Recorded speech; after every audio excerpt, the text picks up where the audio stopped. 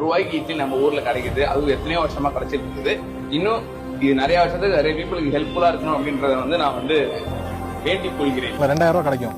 அதை வச்சுட்டு ஒரு வாரம் ஃபுல்லா ஓட்டுவோம். ஏன்னா ஒரு நாளைக்கு 25 ரூபா அமாமிஸ் போனா போதும். 3 ரூபா நாங்க ரெகுலர் கஸ்டமர் ஆயிட்டோம். நான் ரூம்ல இருக்கும்போது 10 ரூபாய் வச்சு வாழ்ந்துருக்கோம். 10 ரூபாய் வச்சு என்னங்க பண்ணீங்க? அம்மா ஹோட்டல்ல சாப்பிட்டுருவோம்.